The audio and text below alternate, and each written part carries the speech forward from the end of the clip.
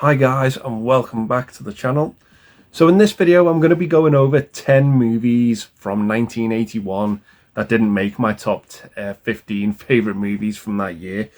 So yeah, I thought it'd just be a fun little trip to go back and do, talk about some of these movies that are still really, really good in my opinion. Some of them are better than others. It's all subjective, but I just thought this would be a fun little series. So yeah, that being said, gonna get into the first pick. There's no real sort of ranking to these. These are just movies I enjoy for what they are. So yeah, coming up first, we have Dan Aykroyd and John Belushi. So this was pretty much Dan Aykroyd's and John Belushi's next movie straight after Blues Brothers.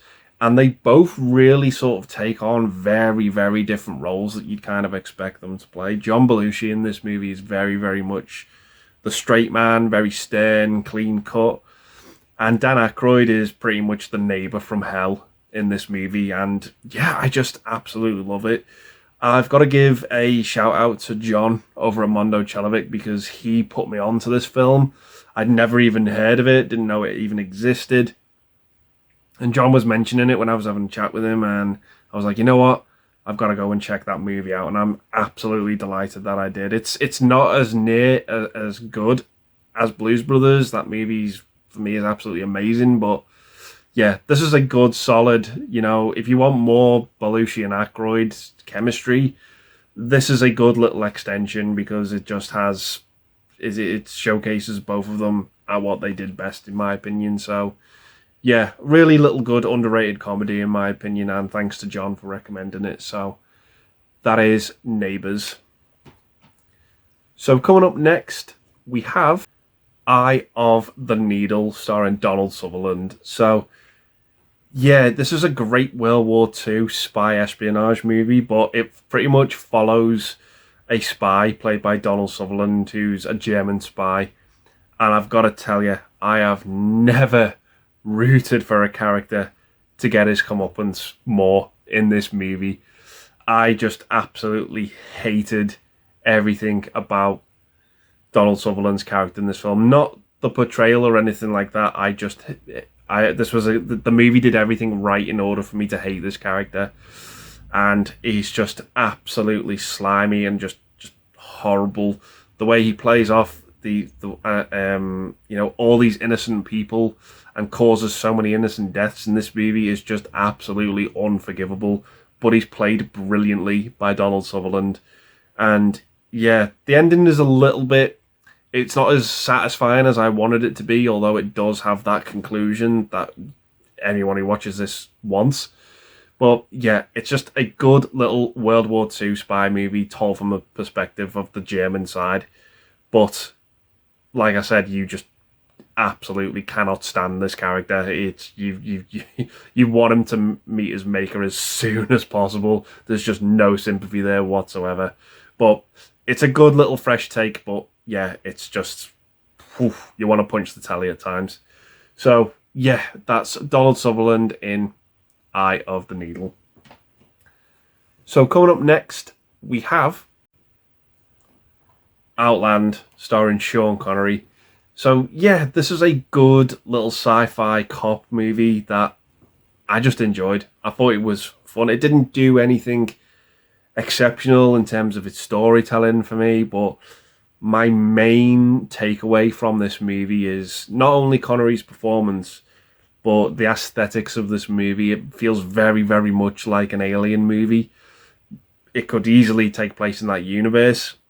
In my opinion, it just looks absolutely stunning and amazing. It's just a good, solid sci-fi movie that you want from the 80s. It just looks absolutely great. Sean Connery as well, absolutely amazing in this film. And it's just, yeah, a good little follow-up before he returned to James Bond and Never Say Never Again. But yeah, it's a good movie. I don't want to repeat myself too much. It looks great. It looks good. And yeah, it's just a fun time. So that's Sean Connery in Outland. So coming up next, we have Copper. Hey, Copper. It's me, Todd. I thought that was you, Todd. I heard you coming. Boy, you've really grown. You have too, Copper. I saw you coming back with Chief and the Hunter. It's great to see you, Todd. But you know, you shouldn't be over here. You're gonna get us both into a lot of trouble. Hey, look, I just wanted to see you. We're still friends, aren't we? Todd, those days are over. I'm a hunting dog now.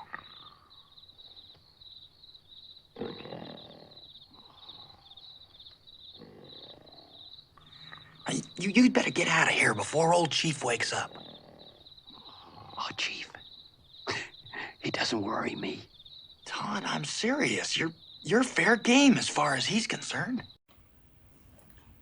Disney's The Fox and the Hound. So, yeah, this is one of Disney's most underrated movies, in my opinion. I think it's absolutely fantastic. Doesn't get talked about too much, in my opinion. But yeah, what I like most about this movie is I love those types of stories in movies where we're following characters who start out as friends and then become enemies. And, you know, this is very much Anakin Skywalker and Obi-Wan Kenobi, Professor X and Magneto scenario. But what's different about this one is the two main characters, Todd and Copper, in this film, they're destined to be enemies, unfortunately, and they just don't know it yet. It's just written in the stars for them. And that's what's so heartbreaking about this film is when they were younger, they just were inseparable and they just loved spending time with each other. They were just the best of friends. And as they've gotten older and time has caused them to separate, they're kind of just destined to go on this different paths, unfortunately. And the movie itself, for a Disney film, it doesn't have that happy ending that you kind of seek and want. It just, the best way I can put it is it has an ending and it's a conclusive ending. And there's a mutual respect there between the two characters, and that's absolutely fine. That's just the way it goes sometimes in life, and this movie really, really captures it so well. So, really enjoy this one. That's The Fox and the Hound. So, coming up next, we have Lucio Fulci's The Beyond. So, yeah, this again is an absolutely exceptional horror movie from the 80s. I think I really, really enjoyed this one. Very much, you know, comes out in the heat of all of these Italian horror movies that Dario Argento was churning out from the late 70s as well, early 80s. And yeah, this one from Fulci I thought was just really, really good. Again, it's just the aesthetics to the movie. It just looks absolutely phenomenal. The practical effects in this are just great.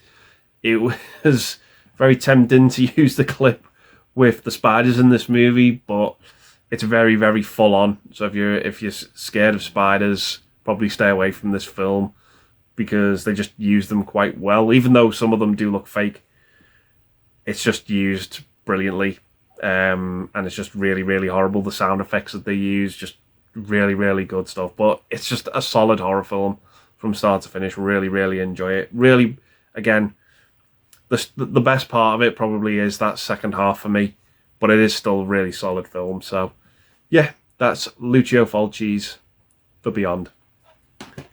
So coming up next, we have... Yeah. Southern Comfort. So, yeah, this is a really, really good, different kind of tale about these soldiers who go on this routine training exercise through these sort of Louisiana swamps, and everything that could possibly go wrong does go wrong. It's just a really, really awesome looking movie. Again, the aesthetics to it, this kind of swamp wood environment, it's just really, really intimidating and dangerous, and the people they're up against in this movie as well. Yeah, just it's definitely tough for them, but yeah, what a film this is. Again, another great movie by Walter Hill. Just an absolutely fantastic cast. Keith Carradine, Powers Booth, who I absolutely love him as an actor. He's just sadly missed. But yeah, just absolutely fantastic whenever he pops up in a movie, and he's exceptional in this, Southern Comfort as well. So yeah, just a really, really awesome movie with this great aesthetics, great cast as well. And yeah, just a solid film in my opinion. So that is Southern Comfort. So coming up next, we have... Now we're gonna play a little game. You talk and I kill you. Now I'm gonna take my hand off your mouth. If you scream... Now let's try it.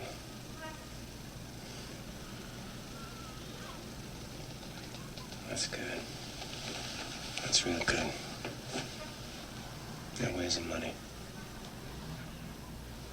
Where's the money? What's the matter with you? Talk. Talk! You can't talk, huh? You can't talk?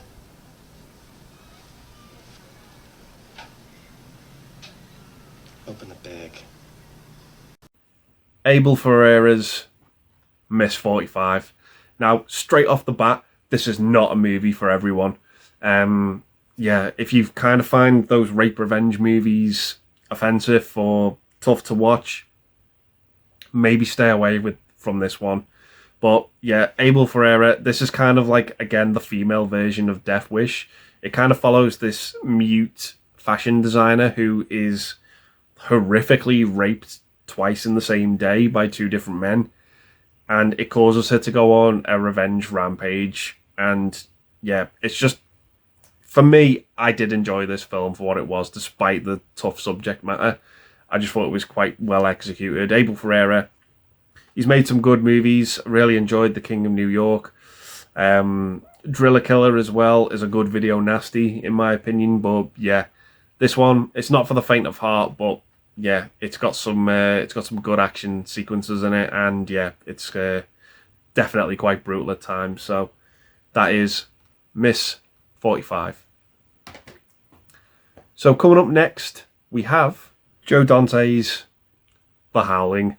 So yeah, this is, again, probably one of the best werewolf movies to come out of the 80s. I still think American Werewolf in London is the better movie, but it's just a shame that inevitably The Howling's always compared to that film because of how similar of a time that they both came out. But this is still a really good, solid movie.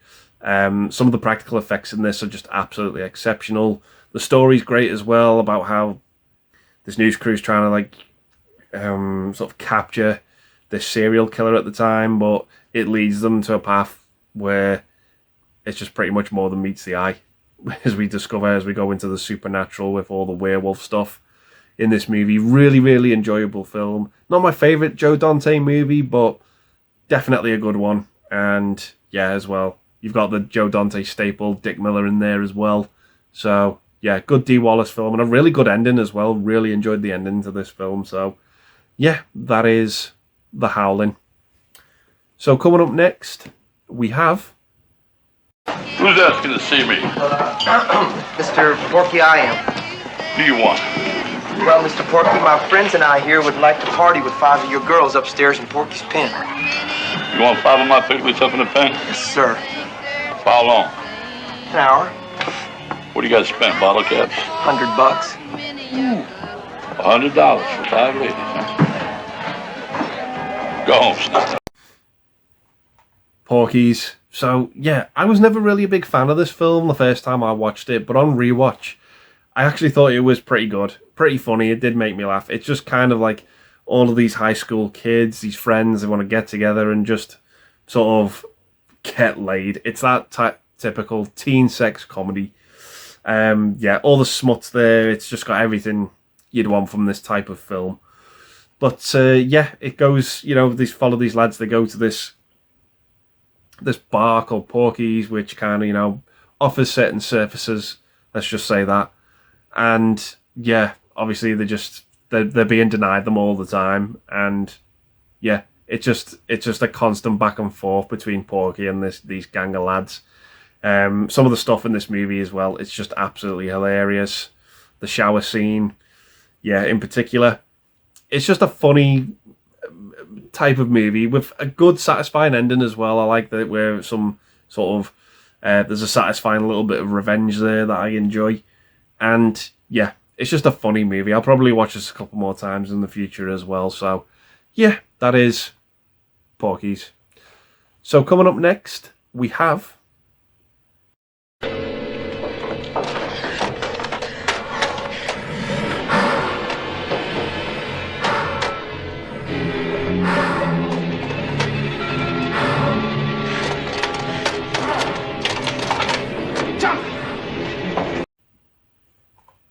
My Bloody Valentine. So this, for me, if I'd have seen this movie earlier, it probably would have made my top 15.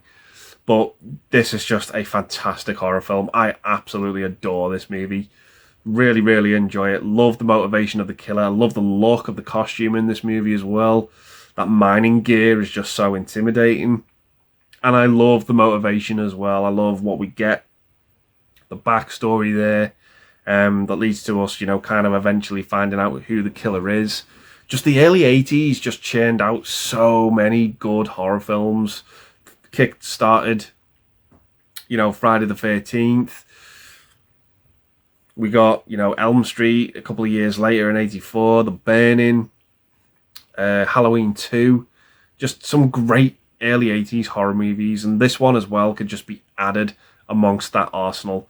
Really, really enjoyed this film. If you get a chance to get a hold of this movie, do make sure it is the uncut version, because the cut version feels like a completely different movie. All of the gore and kills have been absolutely diluted. There's pretty much nothing left of them. So get yourself the uncut version, because everything's put back in and restored, and it is seamless on the 4K as well. So yeah. Just what an exceptional fun horror film. Really, really enjoyed this one. So yeah, that's the last pick I've got for this video. My Bloody Valentine. So yeah, gonna leave the video there, guys, and say thanks very much for watching. Stay tuned, as I'm going to be doing 10 movies that didn't make my list for 1982. And yeah, just stay safe, guys, and I'll see you in the next one. Bye for now.